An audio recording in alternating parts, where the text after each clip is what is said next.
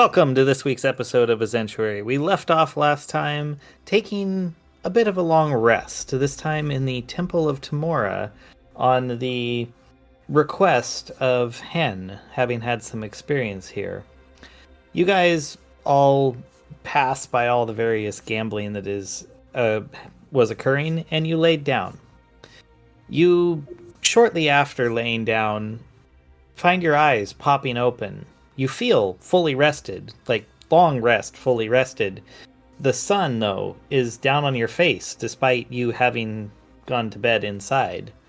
Your vision clears from the blur and delirium of sleep, and you find yourself laying on a well-groomed bit of sand. A statue of Tymora, some 20 feet tall, looking down on you and smiling. A wall extending some at least 100 feet wide to your north with a large door in front of you. And as you turn your head and look, you see a solid jungle behind you. You are in an exterior setting. Oh, Mechanics God question to damn the you! DM. Yeah. Takakano doesn't sleep. How did he get here? Just magical for you, transport? your vision went blurry when everyone else went asleep, and you kind of waved your claw in front of your eye, and eventually when you saw it again, you were here. All right. Takakano stands at alertness, sensing, hunting. So there's no one else around us, just the party? There's all of you and an additional individual which you have not seen before. It appears to be an elf in what looks to be a set of kind of nice armor. Who are you? Takakano prods the new soft flesh. Last Barak. For you. Takakano reaches out to the minds of the party, and with one simple question: food? No, No, not food. food. At least not yet. Oof. Takakano backs away from the flesh bag, eyes insectoidly narrowed. What do you guys do here? Well, I think we'd all like to know the answer to that question. Yes, I have not seen this area before. Well, welcome. Where are we? Where are we, elf person? And what is your name? My name is Last Varak. I tell you this. And I don't remember where we at. All right. Thick accent. Useless. Got it. That's all I need to know. From a mechanical note for Varak, you were also gambling in the temple and went to sleep and woke up here. Okay, this is good. Last I know, I have drink, I gamble, and now here. It seems like our companion is equally as lost. Well, that's not fair. We didn't even gamble. Why should we end up here? Shit happens. I don't know. I'm just here. Unfortunately. I walk forward and I'm like, hey, be Gargo the Vile. I be a sailor by trade. And what is your name again? And I reach out to Elias and kind of shake his hand. Alas Varak, what is your name? It's pleasant to meet you. I'm called Gago. Some people call me Gago the Vile, but I don't know why. I take a bath every now and then. You don't smell vile to me. See? That's what I be saying. I also be the sorcerer of the party. Hi, sorcerer. Hi. No life domain. I cleric. Cleric. That'll come in handy. I tend to soak up a lot of damage hereabouts. Not another believer in some kind of higher power. Ah, lassie. One of these days, you'll be a little bit more hopeful. I heal you, then you thank me. And my god. Not likely. But if we must introduce ourselves, name's Hen, and that's all you need to know. Artificer. Very nice to meet you. It's pleasure. And And my name is Yora. I am a druid lost to society long ago. I found myself with these clutch mates, looking for items on the scavenger hunt. scavenger hunt. What kinds of items? Very intriguing. Nothing so useful as of yet. We found a ancient black mirror and a small orb of information that we call linguini. Linguini. And yes, and some sort of power crystal. Powder crystal. Can I do a check? Or what?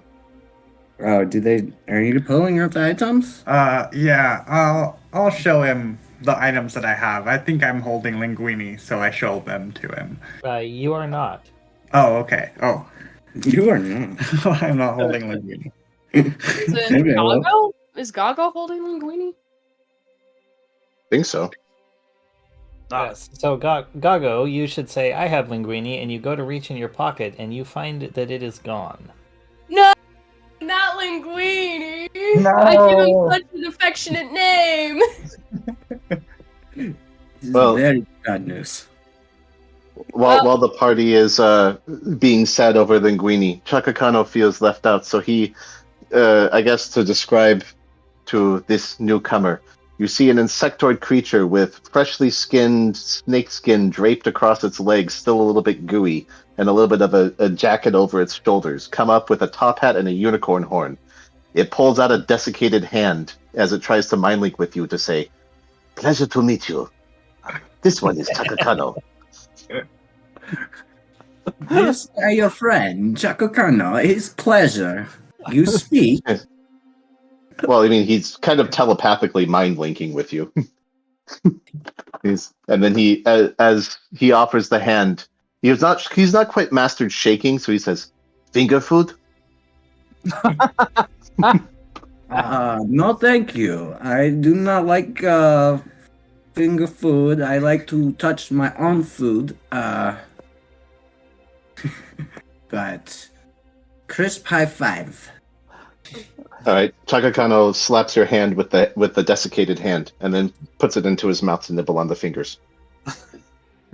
Very nice. I wipe hands on armor. Chakakano turns to the party as he wipes his hands and says, "This one likes this one. It is very welcoming." Well, that went as good as could be expected.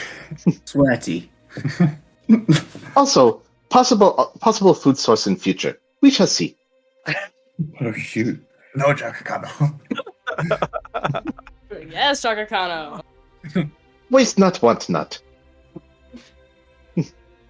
Oh, good lord. It's Okay, comforting so- to know that if I die, Chakakano will at least eat my body. Yeah. And he'll keep souvenirs. He'll probably tan your skull or something and wear it around his neck. He likes you. Remember, you're like his favorite. Yeah. Oh, oh yeah, I guess I did make him a big explosive thing. Oh yeah. And you inspired him to become more humanish. That's why he wears all the pretty clothing. It was very pretty clothing. All right, well, He enough of the pleasantries and introductions. I would rather not stick around here because I don't trust Tymora as far as I can throw this giant ass statue. So I'm gonna go up to the statue. I'm gonna do an investigation. All right.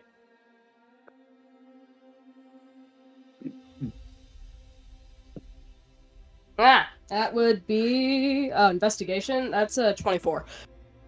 Nice. You look over this statue. It is immaculately carved, obviously by a master. But other than that, there's nothing unique about it. It's just standing here, almost like a address marker. No inscriptions or anything. Nope, nothing here. Nothing that looks loose. Nope. Well, isn't this just a bunch of shit?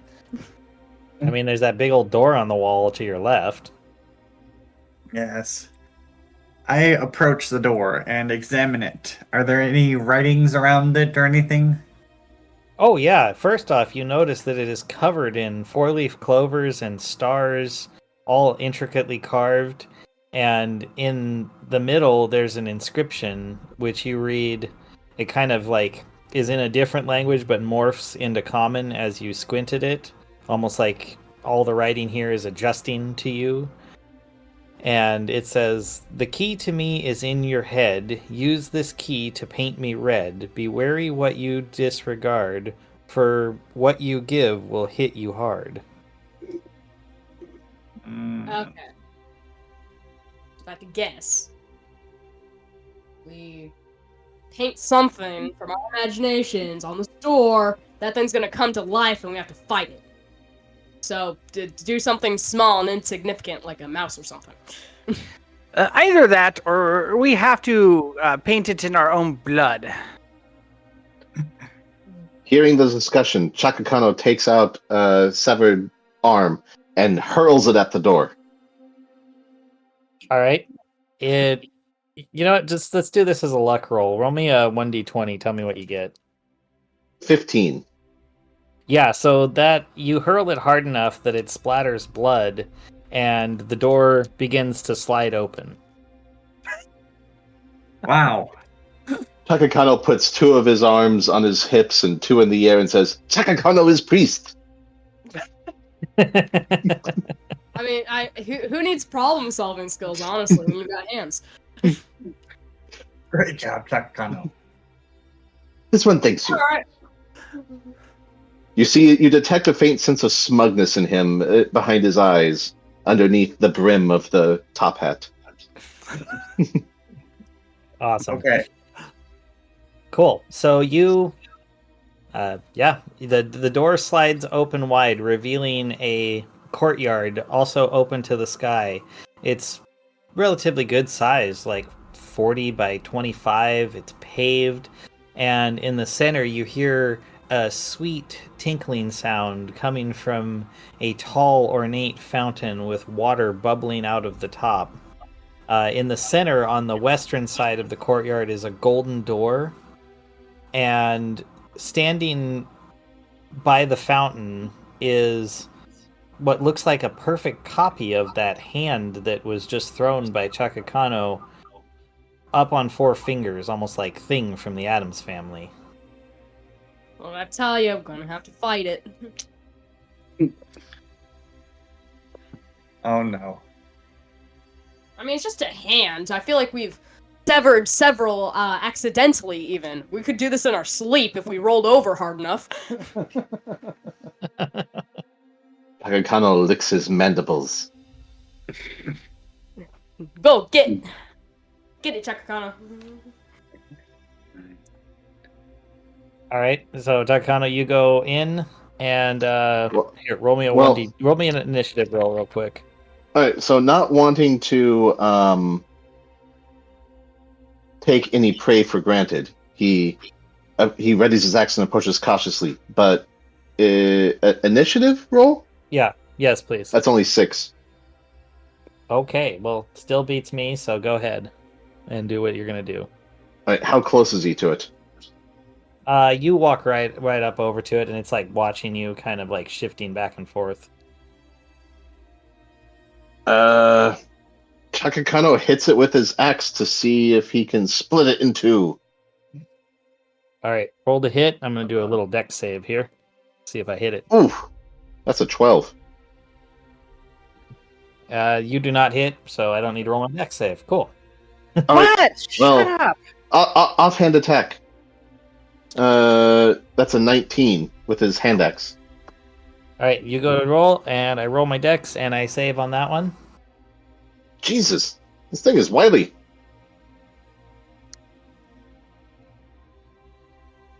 It's tiny, and you're swinging at it, so it can. And it's literally a hand. So dexterity save is what it's proficient at. Okay. Well, I mean, I guess that's my turn. Oh, you did just 2? I only have 2. Wait, do I have 3? I thought Oh you had a shoot! bonus action. I do. I have two, I forgot my level. No, I also have 2 main attacks. Oh, it doesn't matter. I missed. Okay, never mind. I'm right. not even gonna bother. It was embarrassing. That roll. Okay. Well, it jumps up. Oh, dirty 20. And it does the 2 fingers thing and jabs you in the eye. Um, but don't worry, it only does. Oh, it does. Wow, it actually got you good. It does 5 bludgeoning damage, poking you in the eye. I rolled a 4 on a 1d4. Okay. Is anyone else doing anything, or is this literally just Chakakano versus a severed hand? We all a bit shocked right now. Just give us a sec. Witnessing Chaka Kano's I'm just gonna cast Play. Turn Undead. Is it dead? Wait.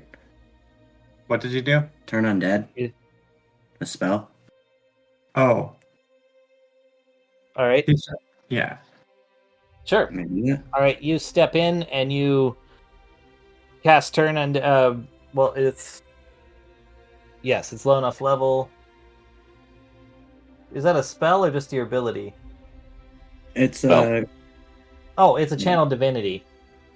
Yeah. So wisdom save is my thing, which I don't have a wisdom save, really. Ooh, actually, I rolled a 19 on that. I think it resists. Yeah, it resists. Oh, Dang. you can also. We'll stop in. Welcome to the party of Dungeon Master always wins. Not always. I just Okay. rolled really good. I just rolled really good the last 1,000 times. It's not coincidence. I will wild shape into a dire wolf. Oh, And- jeez. Okay. I will charge the hand and try to bite it. All right, bite it. Okay, that is 19 to hit. Yes, 30 you dirty chomp 19. down. Well, here, let me save. Nope, I fail my save. Okay. All right. Oh, Yep. So, no, you chomp down and you shake it like a squeaky toy, and it Yeah. just flies apart, and the pieces land around it, very, very much sincerely dead. Oh wow. Okay. Well, the hand is already dead. Okay. Right. Didn't even really have to roll for hits, Damn. but it would have been a lot. Yes, I know. That's why I was like, this is unnecessary. Meanwhile, Chaka kind of Could've gotten caresses it. one of his many eyes and says, "This one does not like this. Food should be food." Oh, are you okay, Chaka Kano? I take what remains of the hand in my mouth and I bring it over to Chakakano and drop it at his feet. Takakano promptly eats it. Excellent. It tastes really bad. Takakano spits it out. There you go. He gets a fresh arm from his back.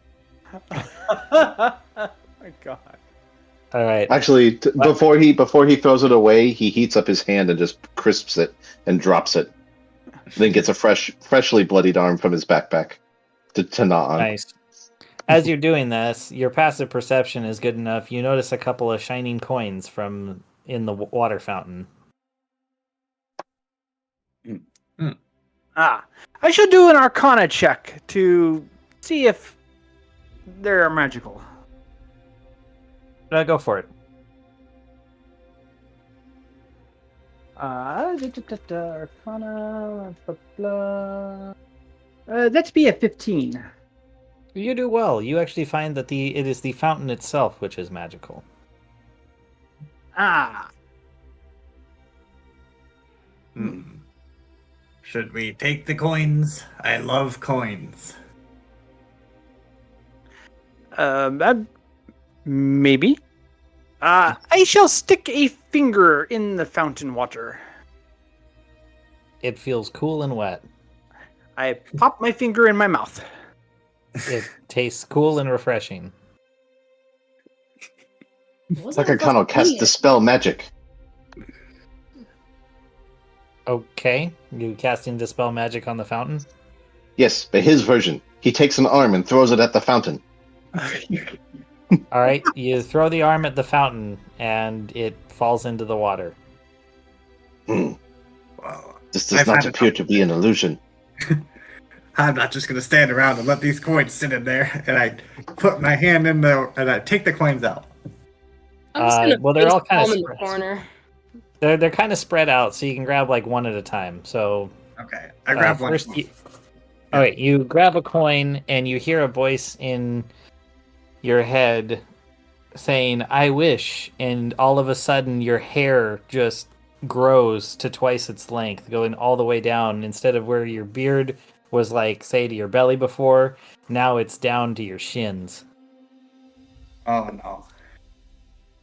Oh no. Well, I keep the coin, I guess. Takakano comes and cuts some of the beard and hair off, and then ties his snake shirt together with it.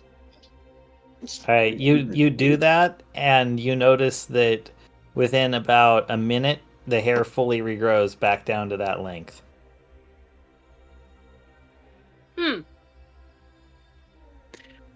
Congratulations, Yora. You are now a renewable resource.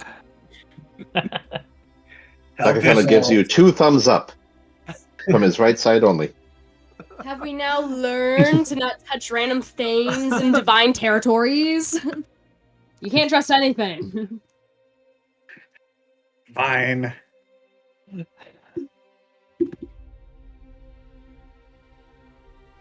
All right.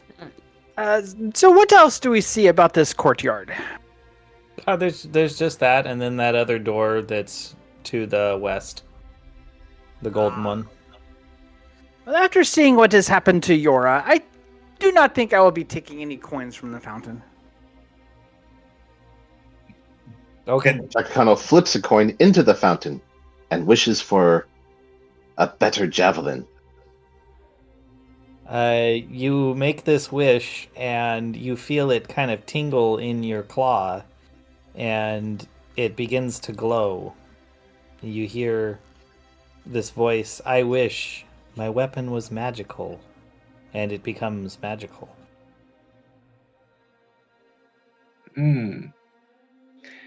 Takakano like. Takakano flips another coin. I wish my hand axe was magical. That does not happen, but a golden D20 appears on the edge of the fountain. What is this D20? Takakano does not understand. I think you're supposed to roll it, Chakakano, to see what you might get. Takakano takes the tip of his finger and just gently plucks it. Yeah, nothing happens. It's just sitting there. Magic done. Takakano is happy. I flip. Mora is a goddess of chance, so if you roll it, maybe your hand axe will get enchanted. He just tried with his fingertip.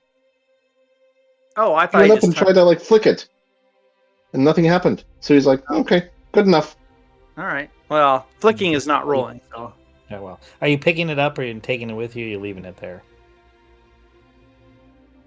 He doesn't know what a D20 is. So I mean, he's just leaving it there. I mean, someone else can Alright. pick it up if they want. I wouldn't trust it. What? Do you know where the dice came from? Do you know anything about it at all? Or why or what it could do? If the answer is no to more than 2 of those, then you probably shouldn't touch it. Elvirak has rolled the die. Yep, I got a 17. All right. So you roll the die, but you don't notice anything occurring. Probably because he did not make the wish. That is true. I flip the coin that I got from the wishing well back into the well, and I say, I wish I had normal hair again. All right, you get normal hair again, and curiously, a second golden D20 appears. Oh. I pick up the D20 and I roll it. Nothing happens. Oh. Well, I take it with me. I put it in my pocket. Okay.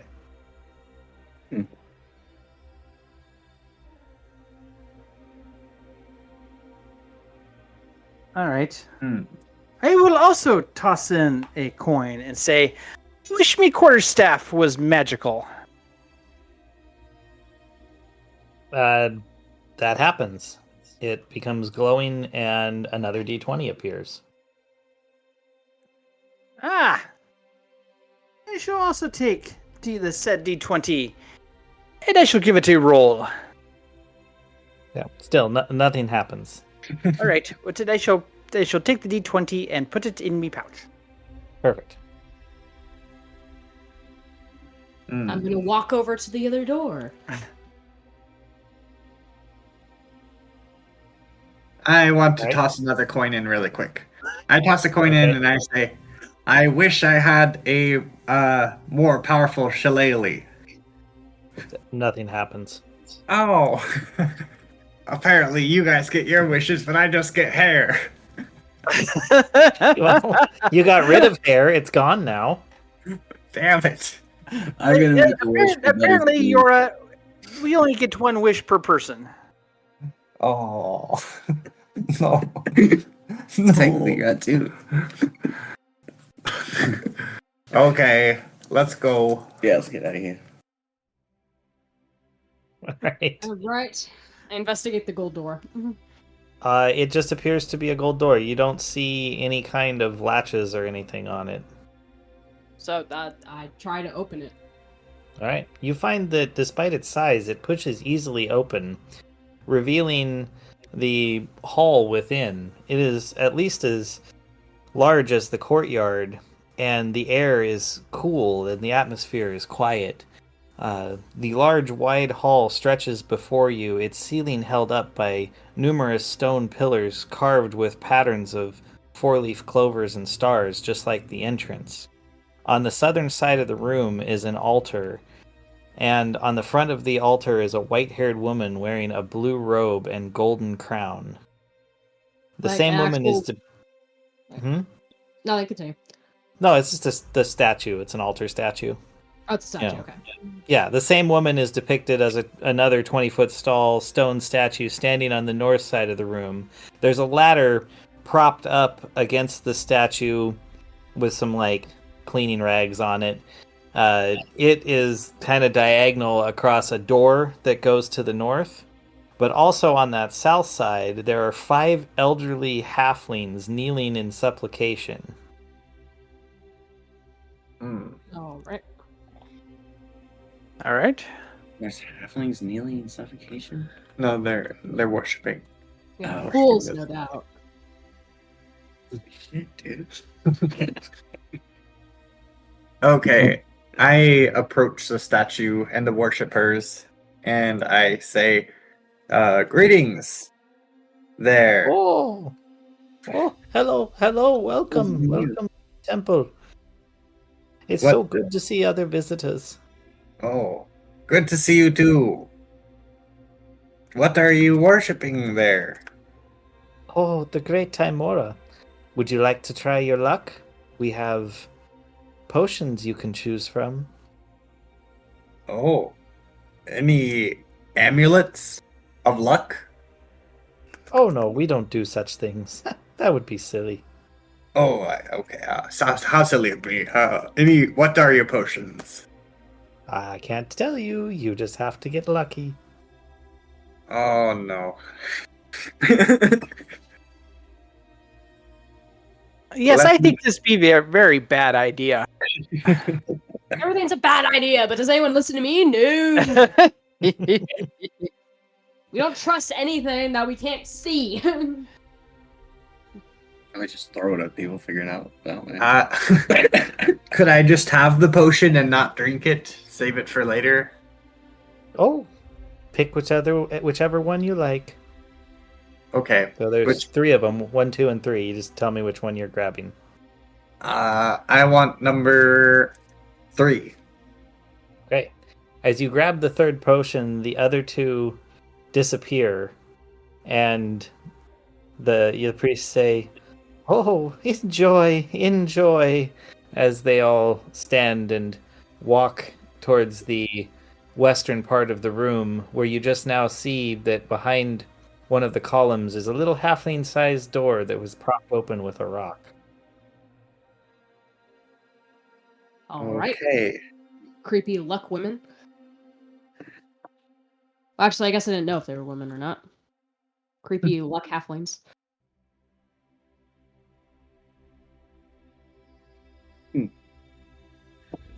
All right. So, is that the only door? No, there's the one to the north that there's kind of that ladder leaning on the statue going across the face of it. Okay. Should we go Good through the door? conversation. Oh, What? What? I was waiting for you guys to say something. Do we need to move the ladder in order to access the door?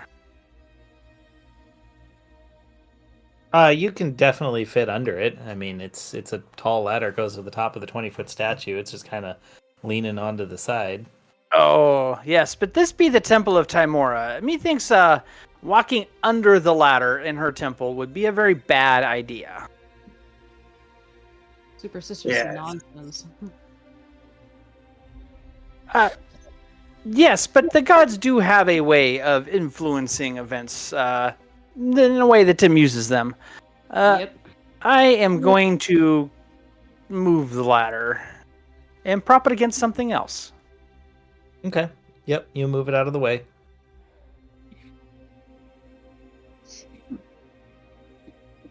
All right. I said go through the door. let's go through the door.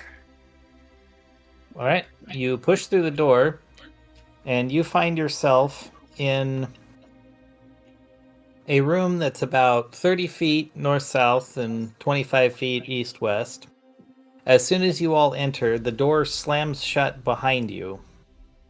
Straight away from you, you're on the right side of the room. There's about a 10-foot wide walking path. And immediately to your left is a 20-foot deep pit that has about 20 large rocks floating in the air above it.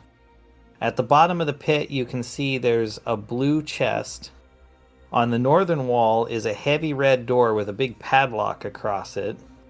And on the east side center of the room is a horseshoe that's upside down.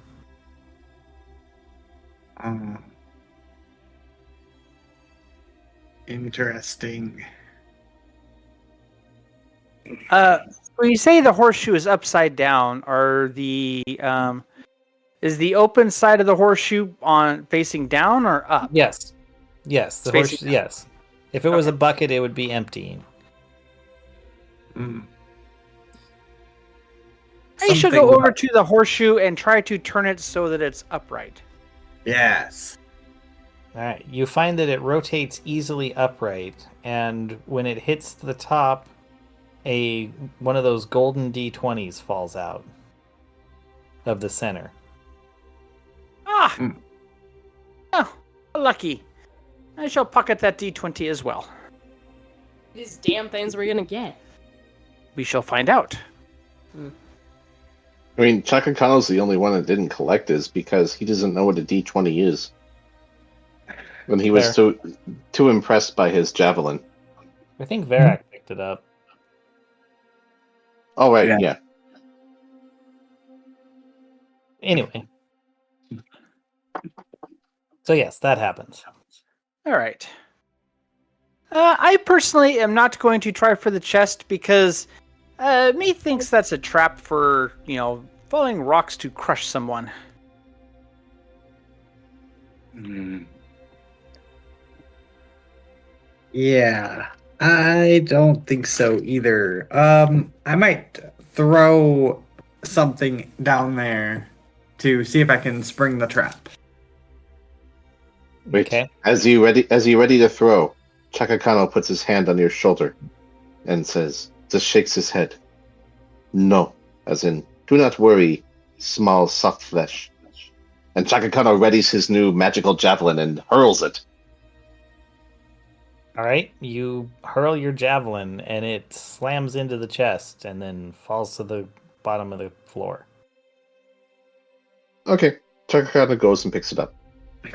No, Chakakano. It's you go to step off to go pick it up, and one of the stones comes flying over to you and supports you. Oh. Okay. Chakakano Chakakano. thinks nothing of it and just goes to pick up his javelin. Right, you attempt to go forward, and another stone comes flying up and supports you and blocks you. You find that you cannot get deeper into the pit than the surface of the walkway you left. Chakakano calls out to his new magical javelin. Return to me! You hear it psychically. I'm not that kind of javelin. Chakakano screams in psychic pain. No! You know, if you The whole ever, party feels sad. You know, if you wanted to ask for help, I could probably get it, Chakakano.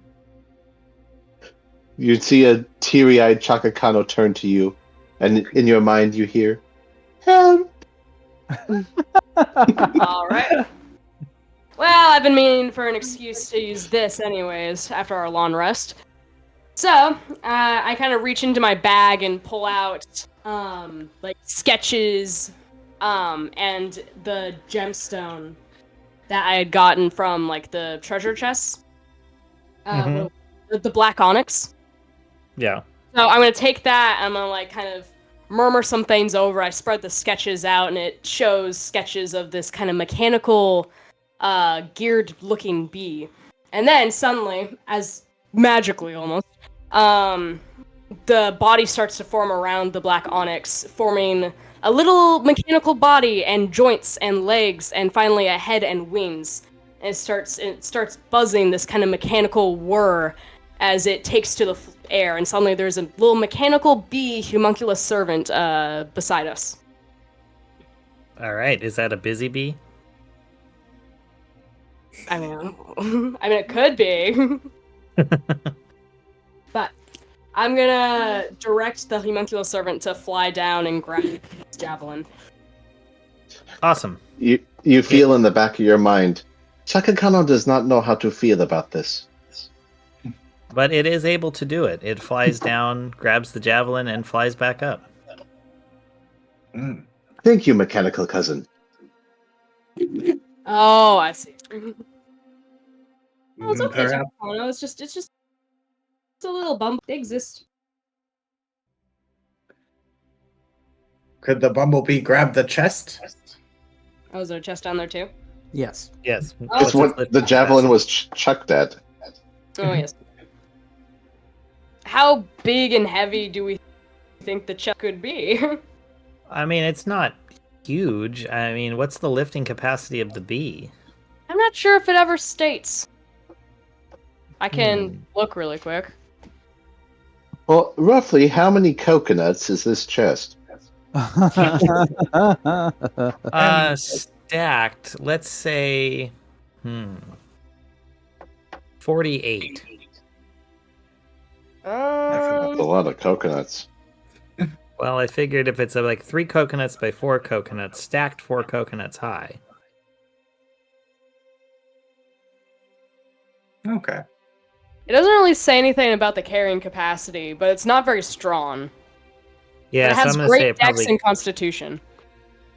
Well, so I mean, does it have the ability to try to open the chest? Yes, it would. Well, Alright, you so wanna I'll have give- it fly give it down a- there and attempt to open the chest. All right. Is it just using its own little parts, or do you give it anything to improve its feet? I guess legs. I'll hand it my thieves tools. Okay. And send it down there to kind of try and jab at it. I don't know. Well, let's try it. I mean, it's its first time. Let's give it a dexterity check at disadvantage. Dexterity at disadvantage. Un momento, por favor. There you go. There it is. Okay. So it's 6 plus 2. 20, 21, and I rolled 19 both times, so it's 21. Oh, geez. Then yes, it pops it right open. Holy crap. I was not Yep. expecting that. Well, yeah, the lid pops open and you see inside some gold pieces on the bottom, a blue umbrella, and a red key. Ooh, red. Yeah, that sounds kind of oddly familiar. As in the riddle by the first store mentioned something about red being the key. Oh, and that padlock on the other door far from us. Yes. So I will have it grab out the key for now and fly back up. Okay. Does anyone want anything else that was in there? Like the blue umbrella or the gold or anything? The money. You don't really hear anything, but you just sense a longing for the umbrella. The complete is like, okay. I'll just have I'll just send my homunculus down to get everything one by one. All right. So it's going to take a little while, but it collects a total of 77 gold pieces. Yeah, that's not bad. Fruity. Does anything happen when Chakakano opens the umbrella? You just opened it inside, so no. You just opened the umbrella. All right. Chakakano feels more posh. Okay. We're gonna have to give this Plus little guy one a name. confidence. Yeah. You look very stylish, Chakakana. You see a little glimmer as he's happy. Oh. And just for fun, let's say that the spokes are golden against the dark blue, so it looks extra nice. Awesome. Looks great on you, Chakano. Or what a fine accessory. Just imagining him holding his giant battle axe with two hands, his javelin in the other, and then the little blue umbrella above his head. But he does put it away to free his hand up so he can grapple if need be. Now, Alright. let's try the door with the key. Yep. You find the key fits, and it pops the door open easily. There you go. I'll just kind of have the homunculus servant perch on my shoulder for the time being. Awesome. So, as you pass through the door, the first thing you notice is a room that is another about 25 by 30 feet. There are 10-foot square large tiles with big gaps between them of about, let's say, half an inch. You notice that it tips kind of to the west a little bit, where at the center of the room is a lion. And its mouth is open with it's a white lion with red ruby eyes, and its mouth is open, kind of staring at you like it's mid growl, or what do they do? Mid roar. Straight ahead from you, as you look across the room, is there's a door on the northmost portion of the east wall. You can just kind of barely see it.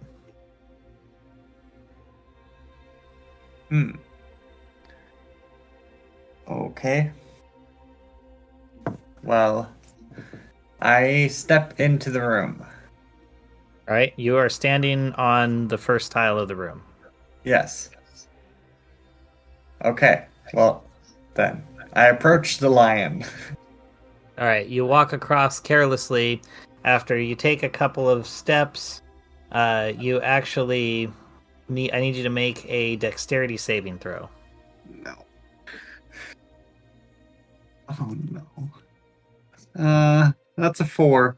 A 4. Yeah. You feel a pain in your back and you fall prone, taking 4 bludgeoning damage when you hit the floor, and your golden d20 vanishes. No. Okay. But you do right yourself and continue towards the lion after that. Oh, okay. Well, I might just stop where I am Okay. if you're getting hurt anymore. Okay. Well, we'll wait there. So you fall down and you're getting yourself up. What does anyone else do?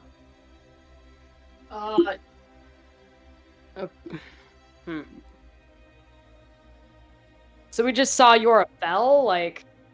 Yep, she went walking across the room kind of diagonally, not really paying attention, and then just suddenly, like, basically tripped and fell. Huh. I'm gonna help her up.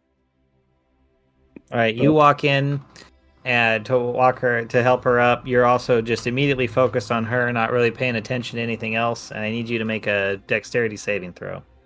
Damn. I'm super flexible. Okay, so I got a 4 too. Yeah, you also fall, taking 4 bludgeoning damage as you hit the floor.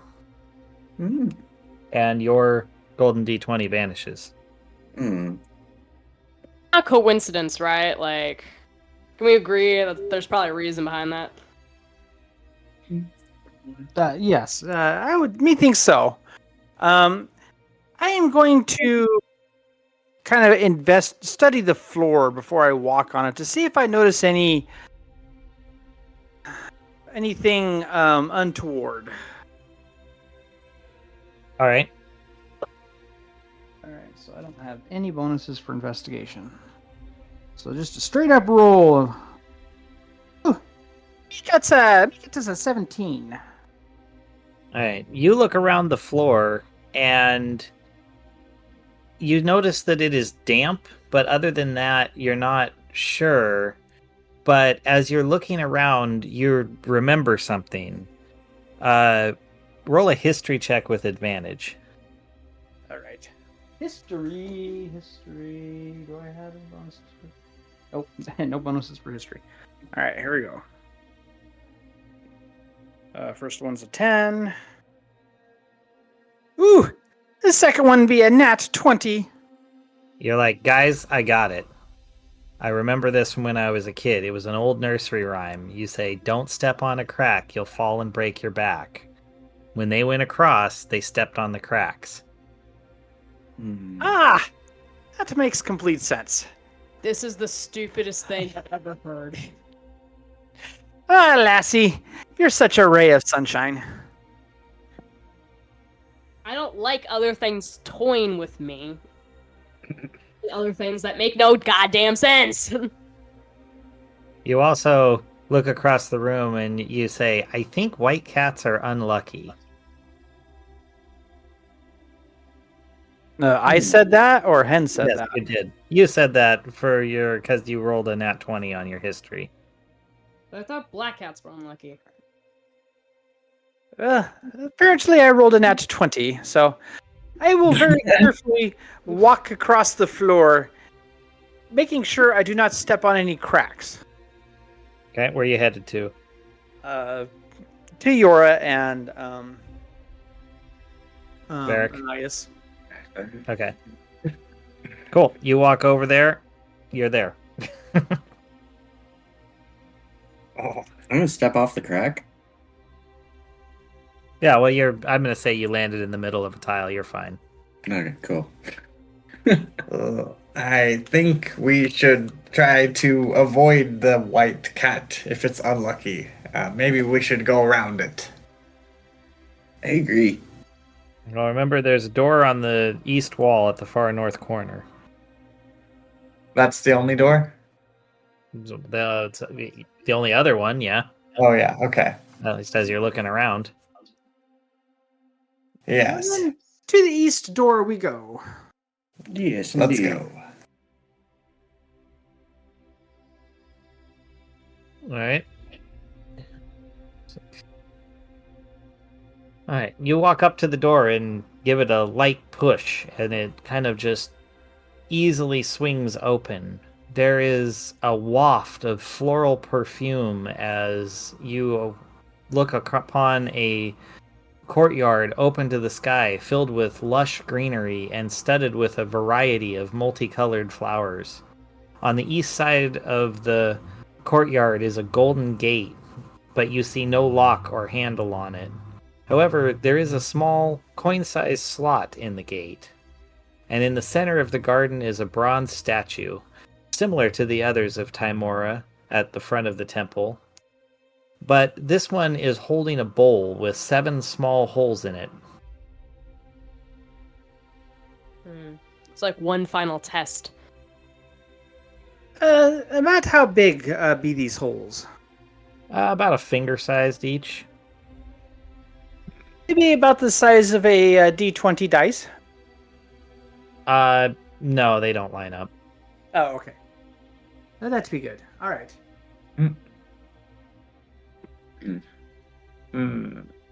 Okay. A bowl with finger-sized holes in it. Mm-hmm. Would they You fit say? any of the coins that we got recently?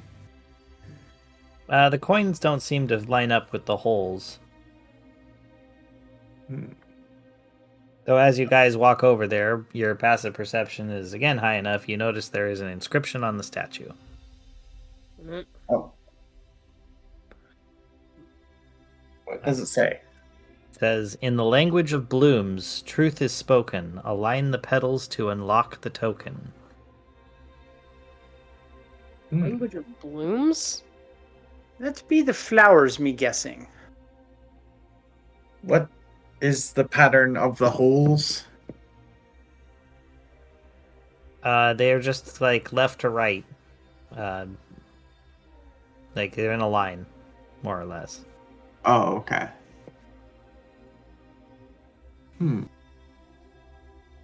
Okay. I'm going to look around the garden and see if there are any flowers. There are many flowers. Oh. Are they all different kinds? They are. Well, I'm going to pick one of the flowers cautiously. Oh, okay. Sure. You just pick a random flower. Yeah. Okay. And I'm going to stick the flower stem in one of the holes. Great. You drop it in there. Yeah. What? Does anything happen? No, you just drop it in. Oh, okay. Can I read the inscription again? Sure. It says, "In the language of blooms, truth is spoken. Align the petals to unlock the token." Truth is spoken. Isn't there like some sort of like language with flowers? Yora, would you know anything about that being a druid?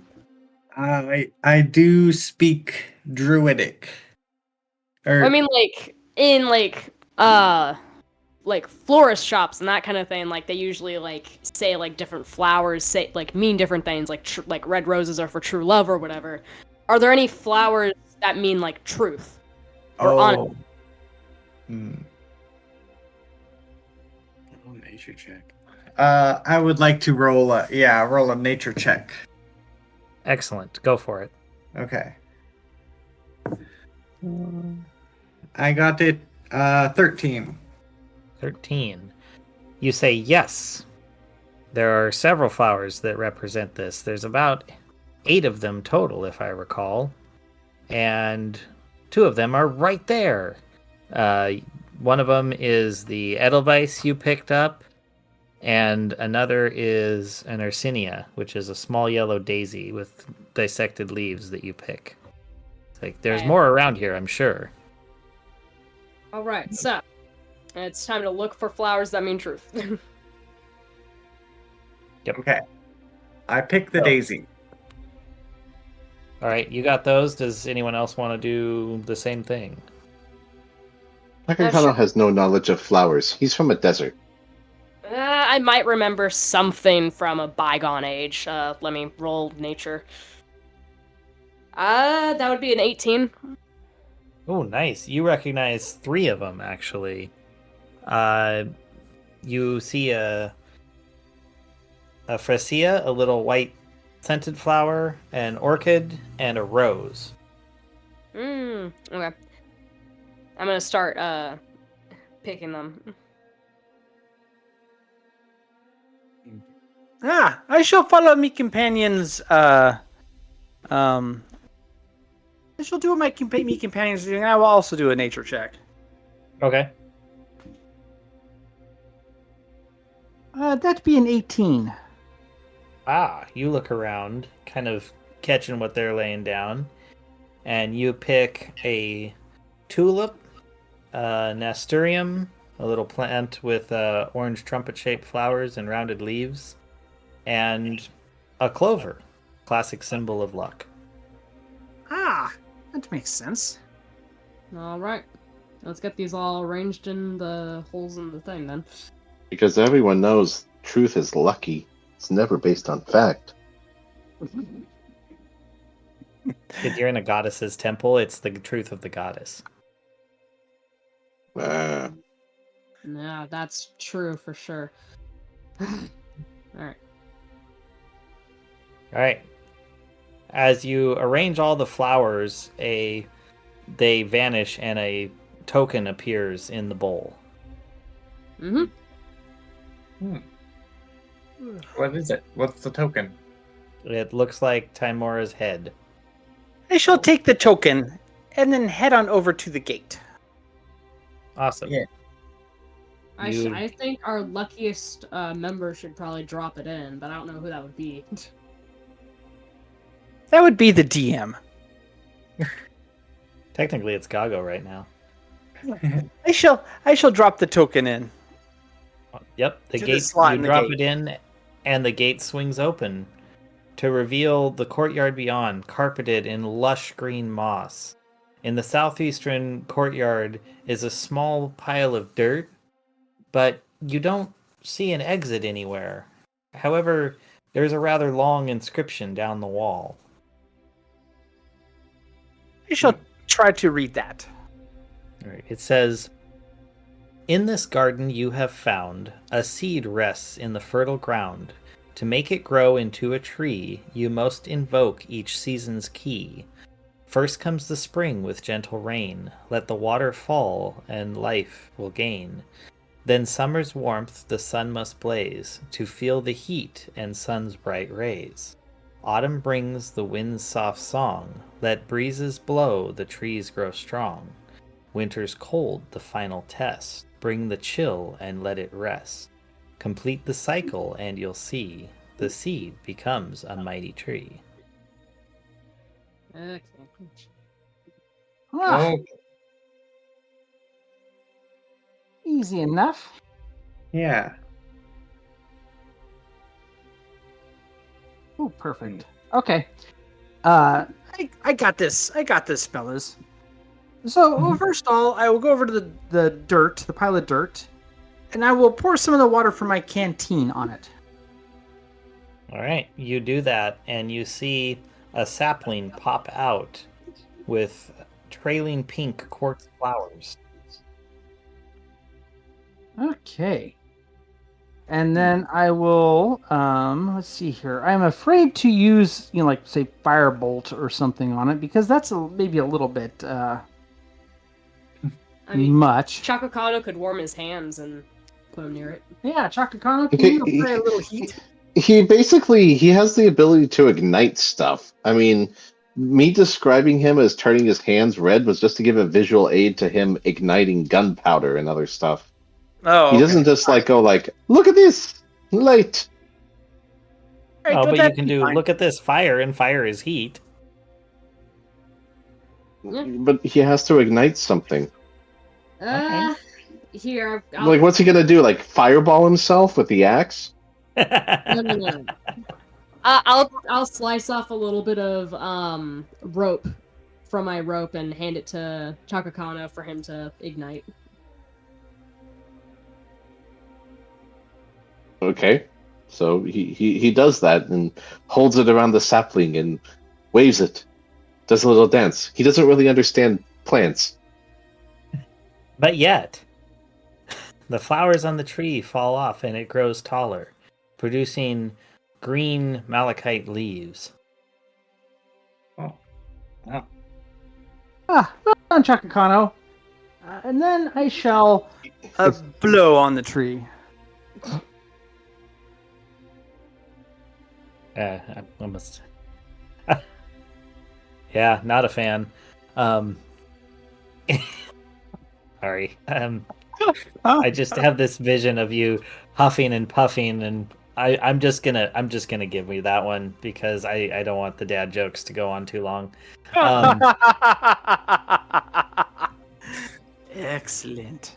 All right, as you huff and you puff, the leaves on the tree turn red, carnelian, and fall to the ground as it shoots up even taller. Perfect. And then finally, I will stand back and shoot a ray of frost at the base of the tree. All right. As you shoot the ray of frost, and the tree launches up to the top of the wall with moonstone icicles growing out of its branches. Wow, would you look at that? That is truly lovely there. Mm-hmm. Yeah. What do we do with it? Methinks we climb it to get out. Oh, okay. Yes, it's kind of leaning to the south. So yes, I will attempt to climb the tree. Just for fun, let's make this challenging. Do an athletics check. Let it. We don't get to use it very often. +1 on that. Let's see what I got going on. Oh, not good. That'd be a 6. Yeah, you go and you make it about halfway up, and then you just kind of stumble back to the ground. But thankfully, you land in soft dirt, and you're okay.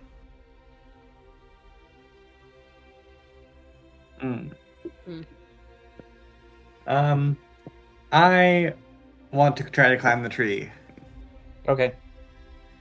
Okay, athletics check. Dang. Got this. I rolled a 6. Yeah, you have the same problem. And you guys both land on the ground kind of laughing, and your laughs get the attention of a black cat that comes walking in and rubs its head on you. I imagine Chakakano and Hen are just like standing in the back, like perplexed at the absurdity that's going on in front of us. Yeah. I don't trust gods. God, they suck.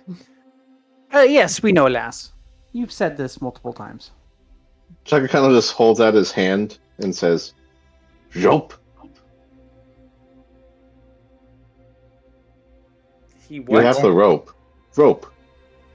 Oh, you're gonna scurry up and then just hand the rope Yeah, down? I mean, honestly, yeah, because it seems to be everyone's having an impossible time climbing a frickin' tree, and you have an insect in your party. Yeah, I'll just hand him the rope without any questions. All right, Kakano scurries to the top and throws you down a rope, and is just like, here.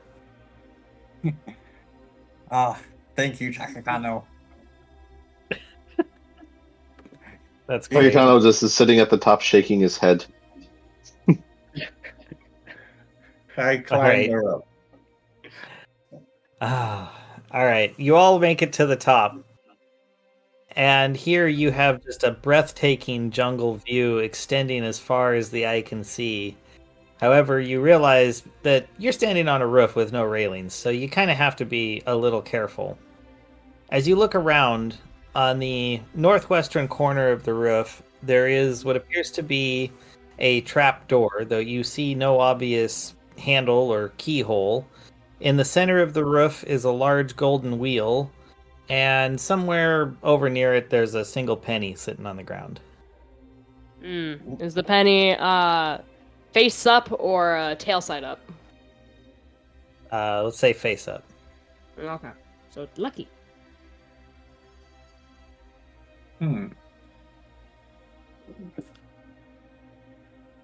Well, I walk over to the wheel. And Right. And you what? I try to turn it. Well, okay, so hold on. As you approach the wheel, the wind begins to pick up and storm clouds begin to gather overhead. You get the feeling almost like it's going to rain. As you approach, you see the wheel is carved with various symbols, including a cloud, a bolt of lightning, a die, an open trap door, stuff like that. And across the face, down at the bottom, you see, each of you must test your fate. Spin the wheel. There's no debate. Oh, so you're really gonna force me into this, huh, Tymora, you bitch? Oh no. Yeah. Just for the heck of it, I'm gonna drink my lucky number 3 potion before I spin the wheel. You down the potion and what happens? You turn into a cloud. No. What? Your body becomes a vapor. Oh no. Can I still interact with the wheel? In a vapory type of blowy way? If I can. I actually need to look this one up because I'm not sure. Let me check. I mean, you should be able. Gaseous form, generally not, but we can make It's a exceptions. magic wheel. It's a special magical gaseous form, so let's. Yeah. With special wheel access traits. Yeah, you blow really hard and you can kind of move it. Yes. Okay. I blow as hard as I can on the wheel. And roll a 1d10. A 1d10? Okay. Hang on a sec. That's this one. Oh, okay. All right. It's hang on. I'm getting there. This one. Okay. 4. Wow. Despite everything you put it in, and a golden D20 materializes. Which you can't grab because you're a gaseous form. Yeah. Yep, you can't pick it up. It just kind of appears where your hand would be and then falls to the roof and is just sitting there next to that penny. Oh, man. Okay.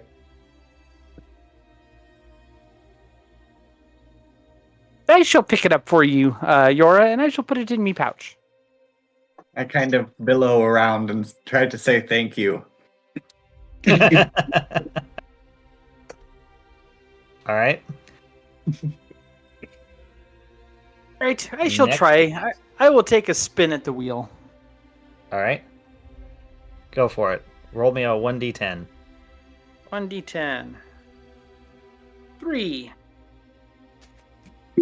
Lightning flashes from the sky, and I need everyone to make a dexterity saving throw. Oh, except Yora, who's immune. Oh, yay. Okay. Hen gets a 7. I got a 1. Takano's 14. Ooh. Gago? I get a 9. Okay. Well, Kano, you're the only one that's saved. But I have resistance to lightning and thunder damage now.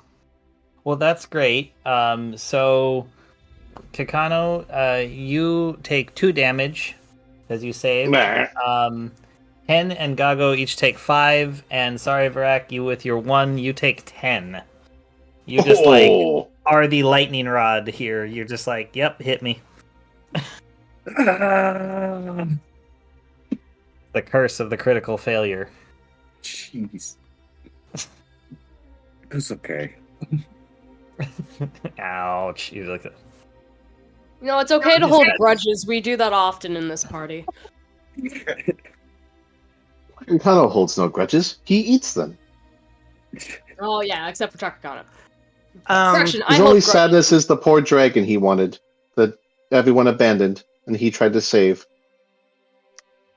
Instead, he only is left with scales. there. right. Alright. Befriend a dragon. Worked out Who terrible. wants to try next? I will. Go for it. Mm, 1d10. No, it's this. Wait. Yeah, it's this one. oh yeah, that was right. All right. If you have I the got, disc, you could just spit it around. five. There's all the D's on the disc. He got a 5. 5. We already had that. Didn't we already have that one? No, we We did had not. 4. We've had 3, 4, and now 5. Alright. Nothing happens, strangely. You just spin it, and you're like, waiting, but there's nothing. So we go to the next person. Congratulations, you have no fate. Chakakano steps forward. And he gets 10. The trapdoor pops open. Well done, Chakakano. Can't force me to participate in your game of luck. Chakakano just turns back to the party again and gives 2 big thumbs up. Yes, very good, Chakakana. I flash a 2 thumbs up back at him. Slightly charred That's thumbs funny. up. That is the only number you could have rolled to not have been modified by the previous roll. That's great. Oh, fantastic. Yeah, that was awesome. All right. Trapdoor pops open. Yay. All right, should go over to the trapdoor. I like how, Right, of all of us, the goddess says, you must test your fate. The one person who led us here didn't have to roll to test her fate. She's just like, nope, let's do this. Well, you find a ladder that leads down into the room below. I'm just saying, I would have needed to see how any of the gods of wrath would have treated us if we were in their situation. We could have gone to, the goddess sunlight. You leave with super tans. Yeah, exactly. Yeah, and healing, and if you're evil, then you just burn up. Yeah, fair enough. Well, if you're a vampire, anyway. Or undead. Like Lythander is, not the best, but also not the worst. It's kind of like this thing you could say for almost every god in D&D. Yeah, fair. All right, so the room down below is comfortably furnished with a sofa, rug, and a tall mirror. On the west wall are 6 gold-colored lockers numbered 1, 4, 7, 10, 12, 13. And on the south wall hangs a golden key. Yep.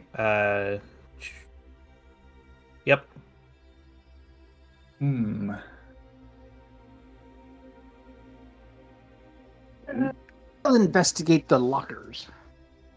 You find them locked. Yes. Do they have any numbers on them or anything? Yes, 1, 4, 7, 10, 12, and 13. They're individually numbered. There are 6 of them. I see. Okay. Well, I sort of billow around and try to say, what are the luckiest numbers? Do the 7. lockers have any vents in them? Like school No, lockers? they're solid. Oh. Is the side of the locker accessible to a gaseous cloud to fit around the edges? You know what? Why not? I'll say there's vents. We'll allow this because I didn't expect the gaseous form to be here at this point. So yes, they're all vented. Great. And I billow gently into lucky number 7 locker And I see what's in there. You find a golden D20 within. Oh. I want to billow into number 4 locker just to see what's in there too. Sure, you billow in and you don't find anything. Okay. Alright. Well, I billow back out and I tell everyone about what I found. Okay. Yep. Can you? Being a gaseous Yeah. form? I sort We've of. established there's communication. At least through wait. Chakakano, because it's telepathic. Oh, that's Yeah. right. I'm a telepath with a cloud. Just call me the weatherman.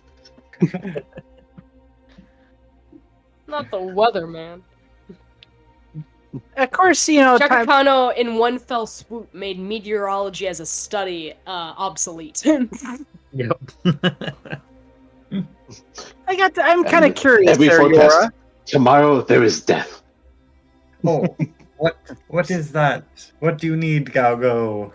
Well, since the white cat was bad luck, perhaps 13 be the lucky number. Can you poke your gaseous head in there and see what's in locker 13? Okay, but if this turns out poorly, you owe me one, Galgo. I sort of billow into number 13. You billow in, and the face of the locker bulges out and then blows out as you tumble out, eject. I don't know. I'm imagining one of those like air cannon things that you shoot. Ejects out into the room, and everyone needs to make a Constitution saving throw. No. All right. Even me? No, you're fine. Oh, good. Actually, no, you're not. You're gas. Even though you're gaseous form, you still have to deal with other gases. So yes, Well, everyone makes a Constitution saving throw. Hen gets a dirty 20. I got to 19. I Yeah, got dirty 3. 19 for Chakakano as well. I got 11.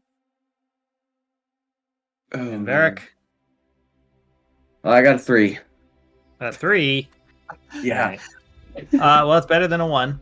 You must be using Yora's dice there. All right. Yeah. So the good news is, all right. So Chakakano and Gago, you take 1 poison damage, and everyone else takes 2 poison damage. Hey, I got a dirty 20. Oh no, you're fine then. I'm sorry, I misheard that. Yeah. I mean, you still take 1 because it's only a nat 20 is Yeah. totally safe. Yeah. All right. So that happened.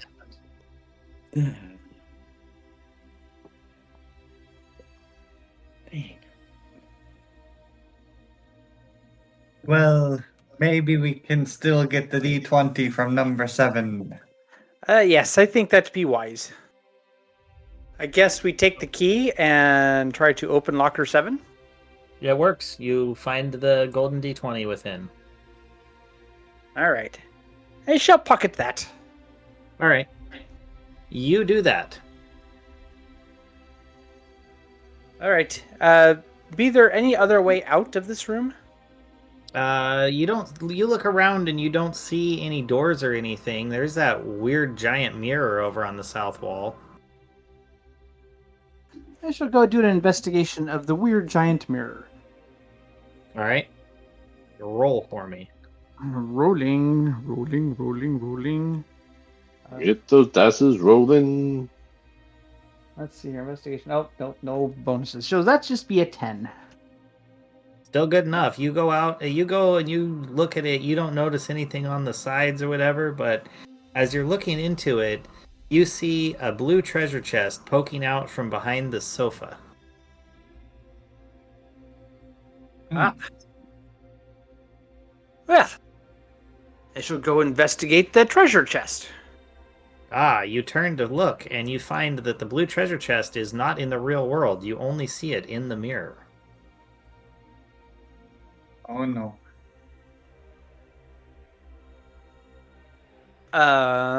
Ba-ba-ba-ba. What about the homunculus B? Well, Could it it can't go- pass through mirrors. Maybe it can. Maybe this is a magic mirror. I touch my finger to the mirror. You find that your finger passes through it. That's what I thought. I shall step through the mirror. All right, you step through the mirror, and you find yourself able to, pass through physically easy into a shadowy world that gives you a kind of a feeling of cold and unease. I shall go over to the treasure chest and open it.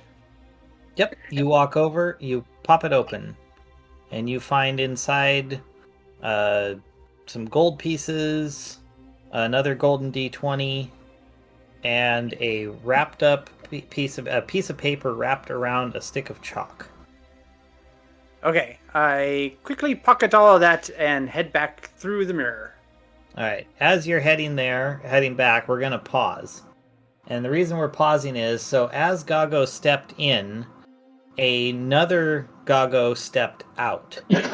He looks like he is kind of like pale and shadowy, like a reflection of himself.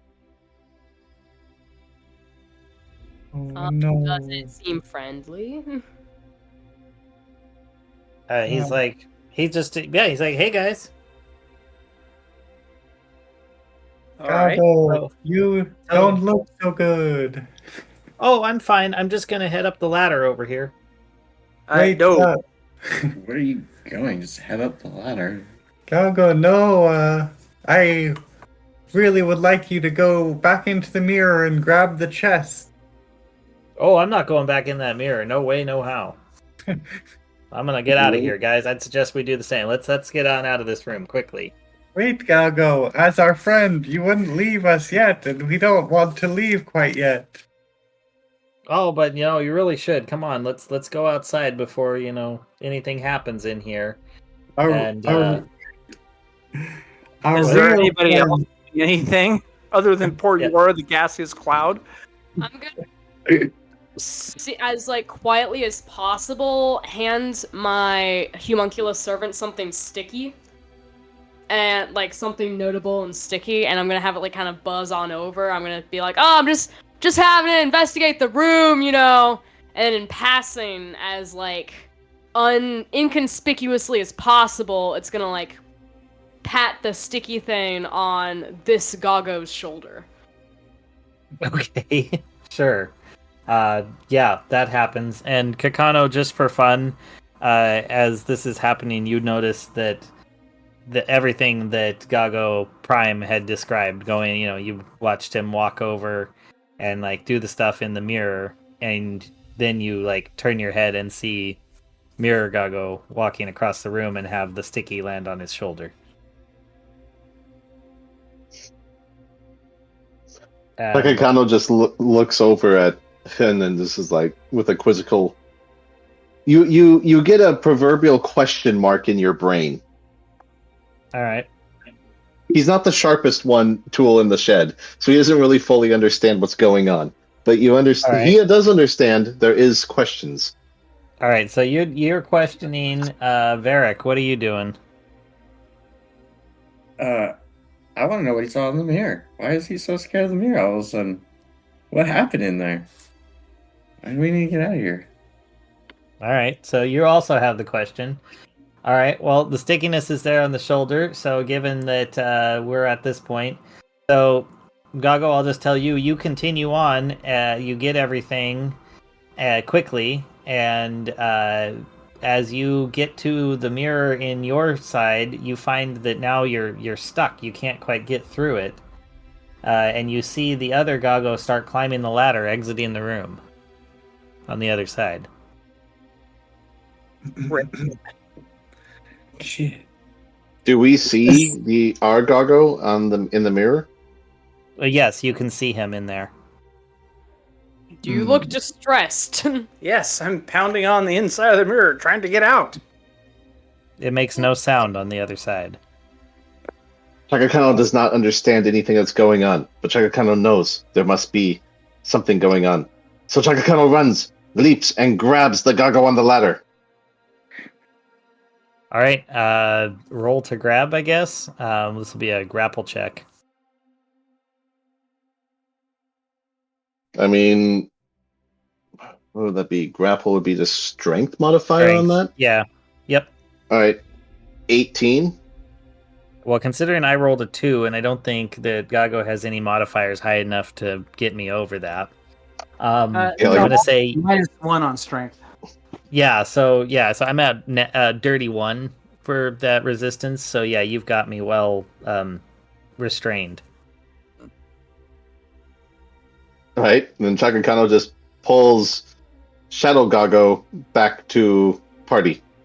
Like, I'm imagining like he has him in full Nelson with his arms above his head, and then 2 hands just on either side of the head as well as he walks over. So he has the arm stuck up, and then 2 hands like. Hey, guys, what are you doing? What are you doing to me? This is ridiculous. Let me go. We need to get out of here. Shove him back through the mirror. Shove it back in there. I mean, shove him back in. Takakano does not understand, but Takakano trusts clutchmates and shoves this version of Gago back into the mirror.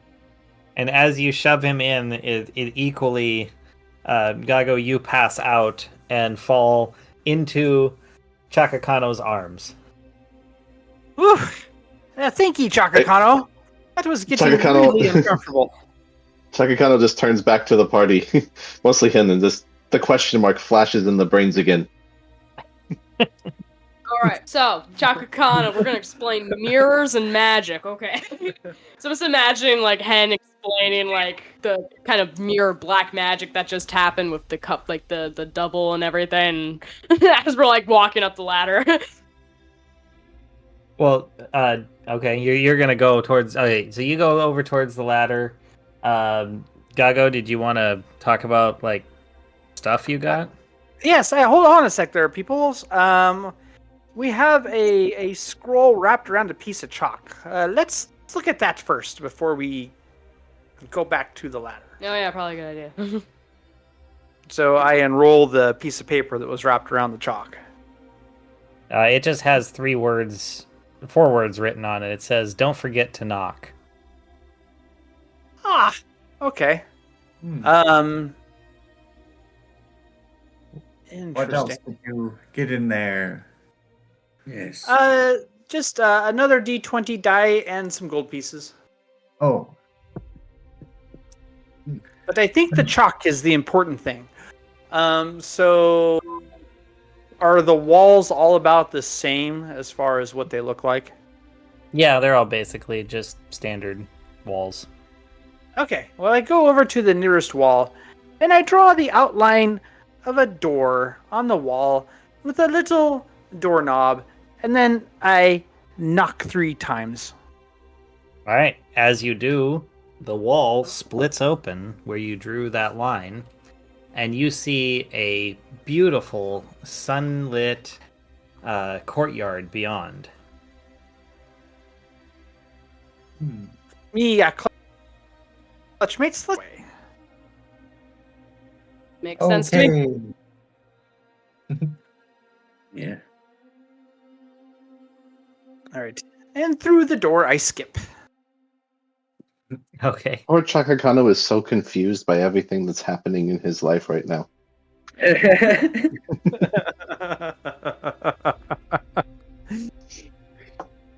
Just trust your clutchmates there, Chaka Kano. We'll get you through. He is, but he just shoved his clutchmate into a shiny surface, and another same clutchmate came out, and it's just very confusing. It's okay, Chaka Kano, it's gone now, so it doesn't really matter. I'd be the And real all these- Gago there. All these shiny 20-sided gold thingies keep popping up everywhere. He doesn't understand what they are. I don't The know last what they thing are he tried to eat tasted horrible. This is bad hunting ground.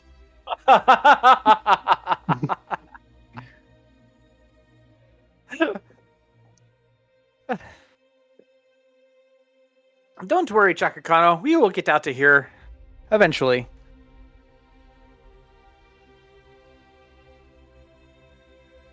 Okay. Well, I billow on through the door. All right. You blow through the door, and as you enter into the courtyard, the sun pierces through your gaseous form, and you feel yourself re-solidify. Wow. I'm back. Wow. Good to see you again, Yora. And what did we learn from this particular thing? Don't drink strange potions.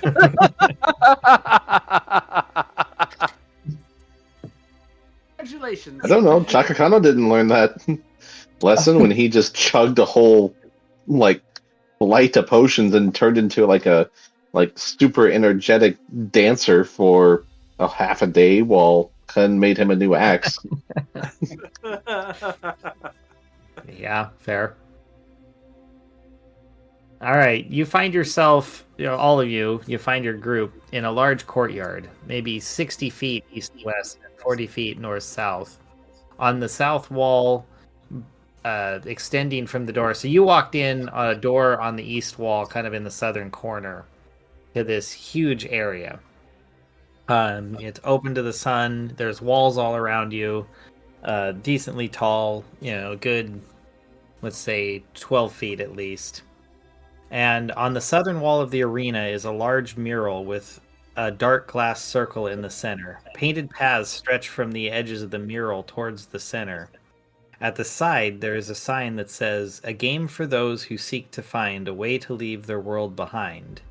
And then in smaller letters underneath it says, "Doubles gets another turn. The first player to reach the end wins." Out You of look character. around. Oh, hell no. So beside the door is a small shelf with animal-shaped tokens, one for each player. You see a little rhinoceros, an elephant, a monkey, a crocodile, a lion, and a pair of two six-sided dice. Nope. Nope. Nope. Nope. Uh, Screams bad juju. I ain't gonna Is- touch it. You can't make me play your game. is this the only thing in the room? That's all you can find. There's vegetation around the outside. It's big, large, and flat and open, but this is it. This is all you see. No. You know what? Fuck it. Screw this game. Screw this goddess. I'm grabbing the freaking, I don't know, rhinoceros piece and I'm setting it on the board. Let's play this damn game. All right, you grab the Hey, damn it, rhinoceros. 'cause we're strong. and We don't use tricks. It sticks to the board, and I'm assuming you also have that pair of six-sided dice in your hand. Yeah. All Does right, anyone so else you're. play? What? Okay, you've got it. Who's next? I shall take the monkey, and I shall put the monkey on. Awesome. I will be the hippo. Or which one else is there? I don't know. It doesn't really matter. Oh. There's a hippo there. There's also There's a a hippo, crocodile an and a lion. crocodile, and a lion. Where the I'll others take the crocodile. If it doesn't matter, Chaka Kano wishes to be Okay. platypus. Sure, you have the platypus. Ah, yes. I remember the iconic platypus piece.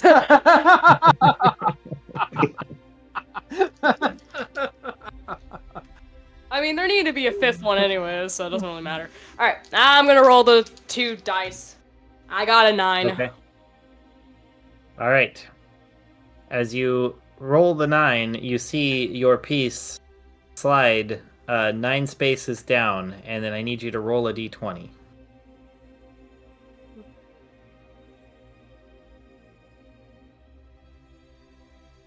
Two. 2. All right. You hear, and then in the center, the words appear.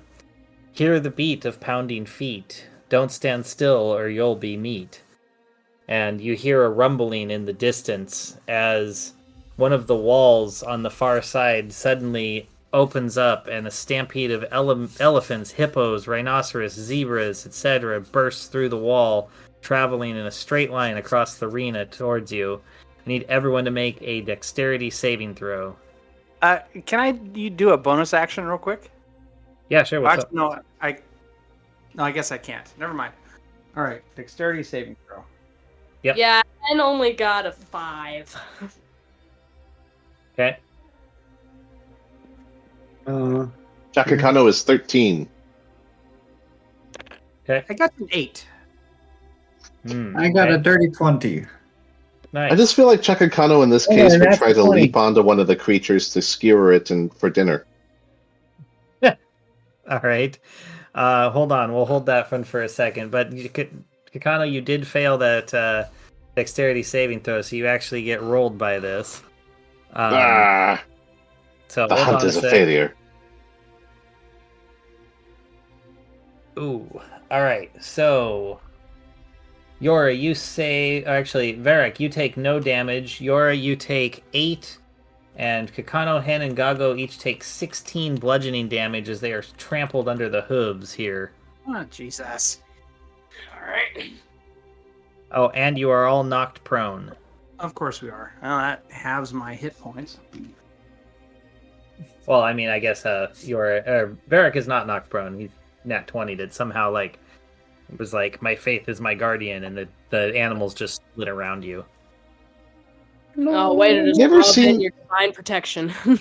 No, you ever seen that Troy movie with Brad Pitt? Yes. Oh, God. Where the guy just stands in front of the aerostorm and then nothing hits him? Yeah, that's what happened. There you go. Isn't that Ian McShane? Yep.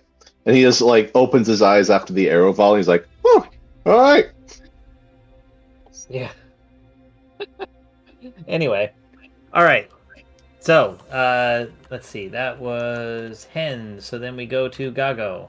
Hen has the 2d6s. So then we go to you. Yeah, I'm not gonna roll just yet. Hen, that wonderful homunculus of yours. Can it heal people? What are you Oh. at? I can go. It can heal people We to have the a same capacity as I can at the moment. That's true. We have a You cleric. have a heat. Yeah. Yes. That's Yeah. me. Elias, would you be so kind as to heal us that just took a whole crap ton of damage?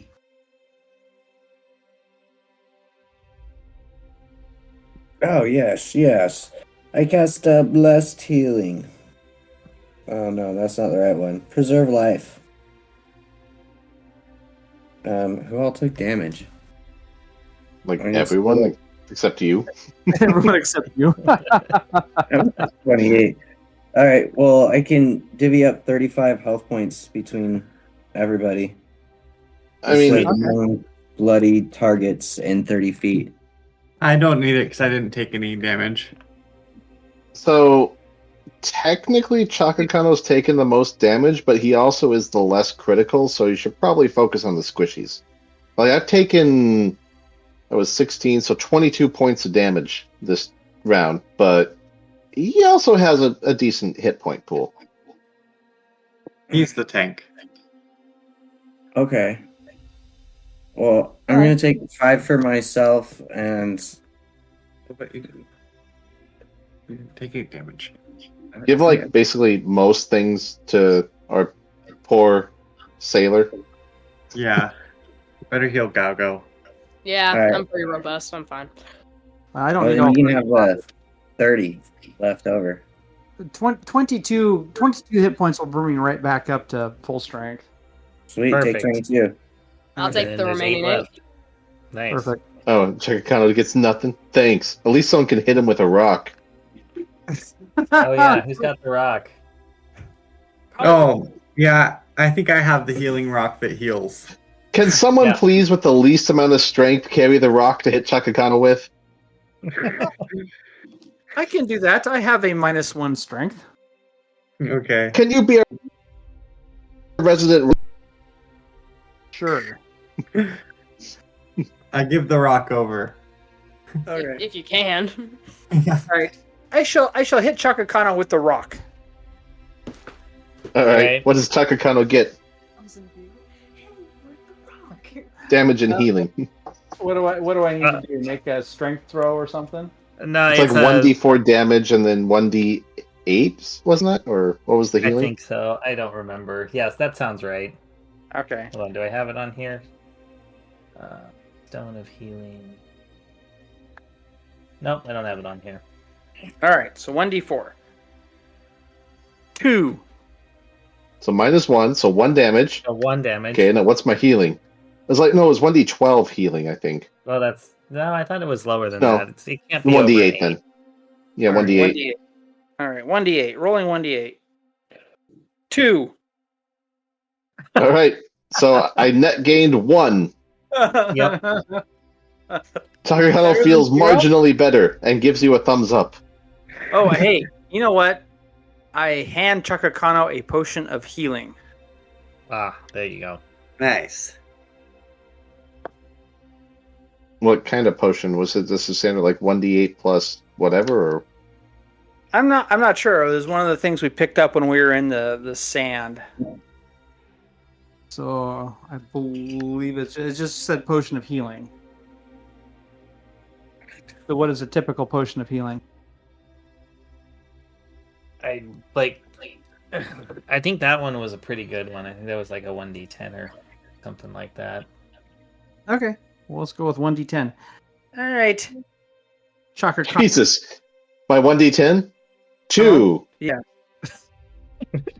Yeah, I I'm can, gonna use that. I also have heal wounds, so I could cast heal. You know what? I think- No. I You think know everyone's what? fine. Just let it be. He doesn't. He Okay. objectively, in the grand scheme of things, he's now at like -16. But for him, that's not that bad. So just stop wasting resources. Yes, please. We've tried 3 things so far, and he got 2 each time. You know what? We're done. Yep, I agree. Whose turn is next in the sadistic twisted game? Oh, it's mine. I need to roll. I just Yep, wasn't you need gonna to roll at half freaking health because oh my god, the next one's gonna kill me. 6. All right, you see your thing move over 6, and then roll me a 1d20 and tell me what you get. Something bad. 20. A hunter from the jungle's gloom brings the chill of certain doom. You hear from the corner, I am Van Hiss, and you had better start running. Takakano readies his axes. There's not exactly anywhere for me to run to. I'm in a courtyard. Hunter battle. Well, he's in the shadows right now, and it is, so you have the dice, and it is yours turn next. Okay. I cast Fairy Fire on him, on the area that he talked from. Oh, nice move. All right. And that means attacks have advantage on him also. Don't forget that, gang. So. All right, Alright. sounds good. So this pink glowing man with his sword is now in the corner. How far away? Let's say from you guys, he's across the way, so 40 feet. All right, Yora, make your move because Chakakano knows what he's gonna do. Okay. Takakano was challenged to a hunter game. Takakano will win. I am going to wild shape into a lion.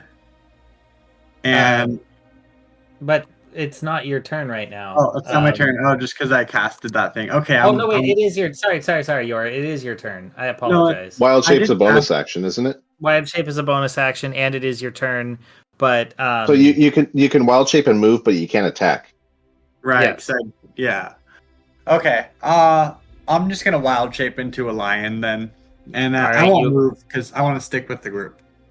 All right, you're with the group, but I believe Gago still has the dice. Right. So, But it's Yora's He- turn, and Right, Yora's okay. now a lion. I go over to the I place the dice in Yora's mouth. and then I kind of flick them out with my tongue onto the board. Awesome. What do you get? 2d6s, right? Yep. 7. 7. All right, you move down. Give me a 1d20. Tell me what you get. Okay. 16. 16. A mighty clap and thunder's roar sent forth a wave to shake the floor. There is a sudden blast as a thunder wave goes booming out from the wall. So I need to bring it up real quick because I don't remember exactly what this does. So everyone makes a Constitution saving throw. Including the hunter? He's on the far side. He's far enough away. Hen gets a 12. I got a 15. I got a 1. I got an 8. Oh my god. 14 for Chakakano. All right. It is a... So let's see. I gotta go grab my right die.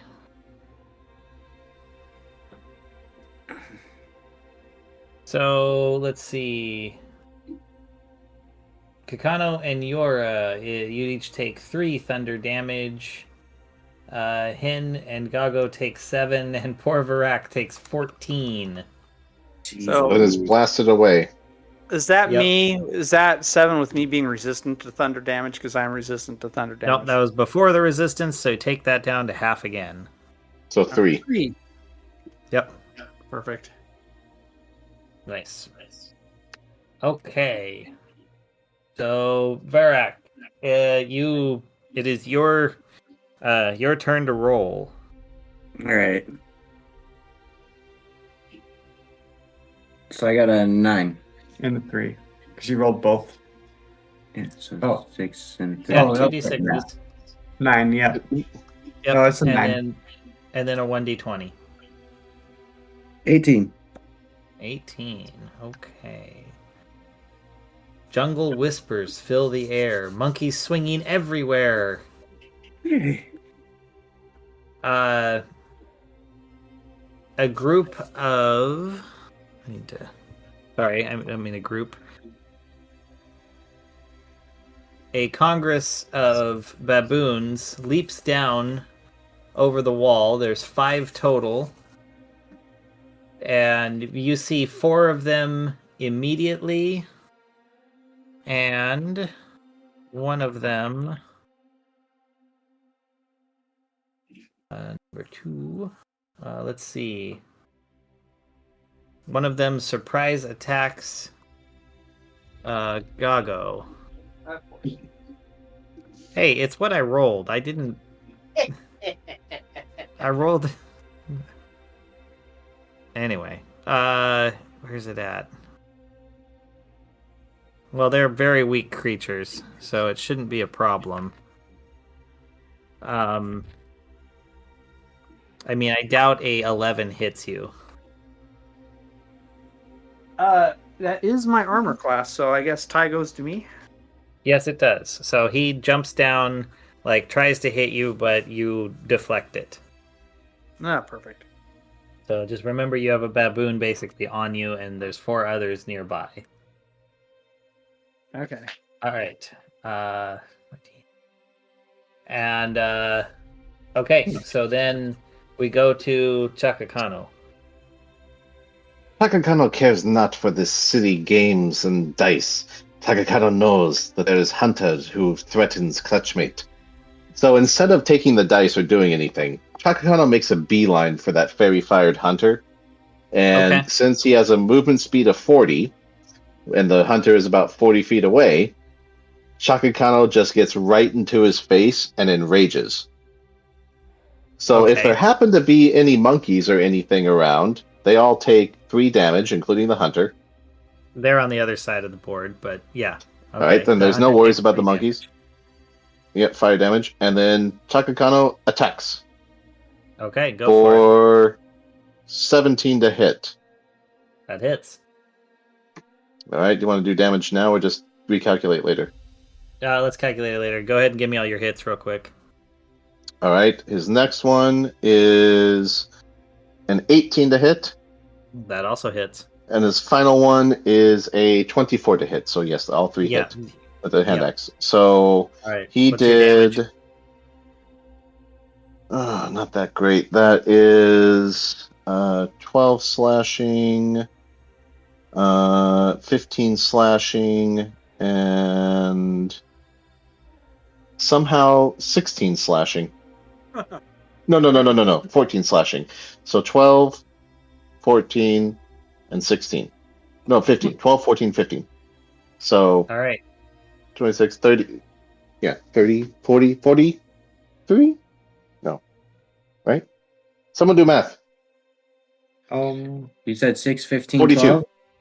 12? Yeah, I got it. 42. Yes. Yeah. So Chakakano goes in 42 slashing plus 3 fire, so 45 damage in total against this hunter that threatens his clutchmate. That's pretty good. Yeah, that is. Chakakano does not take threats lightly.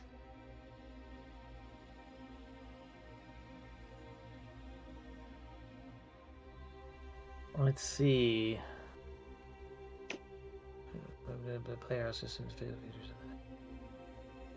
All right. Well, you used your turn and you're clear over there. Which he gets. This guy. Two things happen. First, you suddenly sprout the ears and trunk of an elephant with the horns of a rhinoceros and the snout and tail of a monkey. Why not? This will not deter him. Yeah, okay. And then He's still wearing a top hat with a unicorn horn attached to it. So again, none of this deters Takakano and his dedication to the hunt. all right, and then this guy will first let's see. Oh, he will make his bite attack first attempt towards you, which is a 14 to hit. Deflected. Yeah, you deflect him, but then he decides to go up and try to constrict around you, and that is a 19 to hit. Wait, constrict is that AC or is that armor for grapple or strength for grapple? His write-up is a melee weapon attack. Okay, so then that hits, but then we have to see if he's it's a damage, and then we do it. Yeah, so we start with that. So that's 13 bludgeoning damage from the squeeze, and then I need you to make your strength check. This is where you do your escape DC to see if you remain grappled or not. All right, that is 15 on his strength check. Yes, you are able to hold him off and resist. Still take damage. All right. Yes. But we go to Hen. All right. I could probably just try to keep playing, I guess. Mm-hmm. So I get 11 that time. All right. You skipped a turn. That was Kakano who skipped a turn, and he had the results of that happen to him. That's why you now have a trunk and ears and a tail. All right. Well, I think he's talking about Elias hasn't had a turn yet. Yeah. Already went. Oh, did he? Elias went. Right. Yeah, right before Kakano. Mm-hmm. Kakano is just trying to protect his clutchmates. He doesn't know about the stupid game rules. He just wants to hunt the hunter. I thought Yora went right before Chakano. Nope, Yora. Kakano was the last in the line. Then. Yep. Okay. All right. Well, we're Got good then. it all on my spreadsheet. All right. What's your so D20 is a 1. All right. This one's funny. It says his teeth are sharp. He likes to bite. Get ready for a savage fight. as a lion prowls out from one of the dark corners and leaps at you. Party better move post haste. Alright, time to fight a lion, I guess. Well, it leaps at you first. It does a surprise attack. Okay. And that is a... Oh, wow. 21 to hit. Yeah, that hits. So it leaps... There it is. So that does 8 piercing damage as it, pounces on top of you. And I need you to make a strength saving throw. Yeah, it's only a 4.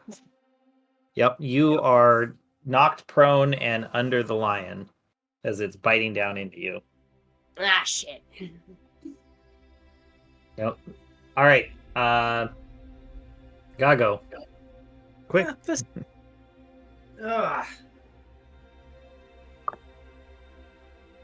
You have your elephant-eared, trunk, rhinoceros-horned, monkey-tailed clutchmate fighting for your safety. Don't let it go to waste. We also have another clutchmate on the ground under a lion in front of you. Yes, I know, but this is frustrating. You gotta play the game or you fight. Yeah, and then Or take the both. consequences. Make. Oh, can you? Can you do both in a single turn? Well, I mean, you could... technically, I think rolling would count as a bonus action. Oh, perfect. Okay. So first off, I am going to... I'm going to shoot a firebolt at the lion. Okay.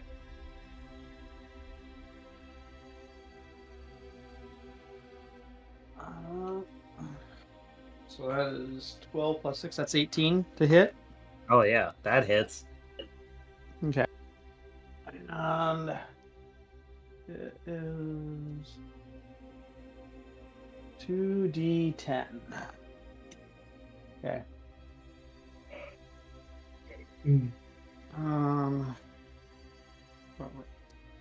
We're gonna go 9 plus 10 fire damage on the lion. Yeah, you singed that kitty. All right, and then bonus action, I roll my dice and I get 2 5s, so I get 10. And doubles. Yes. Nice. All right.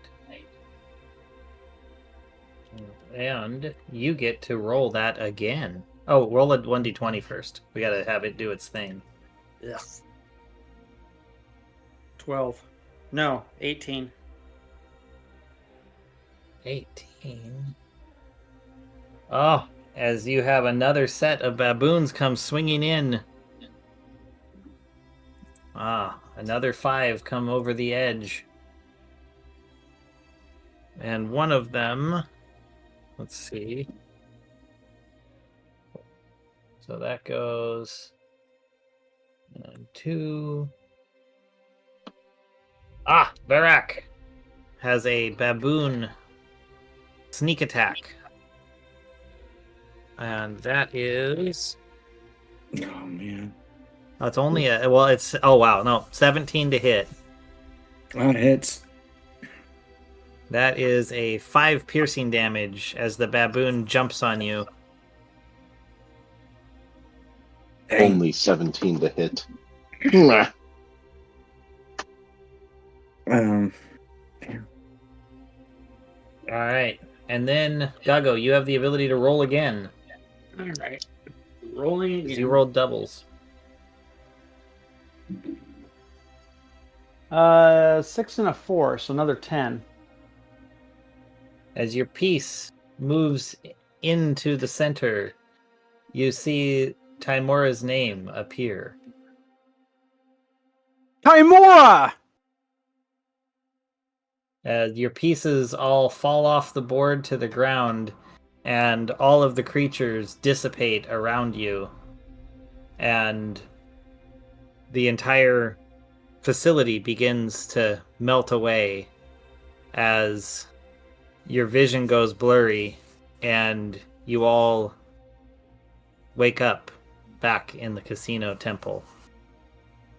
I'm imagining Chakakano grasping for his prey, just to have it disappear in front of him.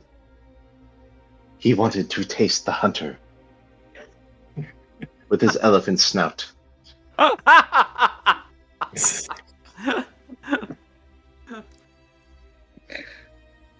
So, do we get to keep our gold and stuff, our items? Yes, you keep everything that was there. As you awaken, you find yourself having all the benefits of a long rest with your spell slots restored, and you have all the items that you found within. Okay, so we're back up to full health then, huh? Yes. Nice. Perfect. I like Now it. I'm really regretting not getting a magical hand axe instead of a magical javelin. It's a stupid non-returning javelin. See, this is why you And don't as a bonus, you guys had come in here relatively early in the evening, as you recall. You have all the benefits of a long rest, and it's still just in the early hours of the night. Yeah. Wow. Mm. Well, And I feel like that is probably a pretty good place to stop. that is. That's where we pick up next time.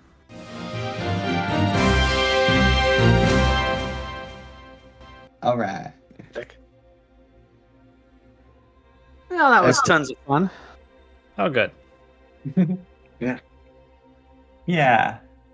As soon as you started reading that excerpt, like a way to leave the world behind, I was like, oh damn it, it's Jumanji. So what did That's JB Tymora. think of it? So Wait, what? So what did Seth think of it? how did JB think of it? Oh, JB. I loved it. It was fun. Oh yeah, that was Seth's name. He said he hated his name though. He couldn't even like remember when people were saying it because it was so weird. Yeah, I do. Yeah. hate Well, it. if it makes you feel any better, it took about a year for people to remember my character's name, and people still don't say the full name all the time. So Yeah. you know, it happens. It's a rough one. Varrock. I like Varrock. Varrock's way better than Aliasas. Yeah. So you're like Varrock, Yeah, Varrock. Hussein, It's like Castellania. it's like a Laltus Vrock, or I guess if you wanted to go all Spanish pronunciation, I'd be like Altus Vrock. Kind of a it is kind of a weird name. Yeah.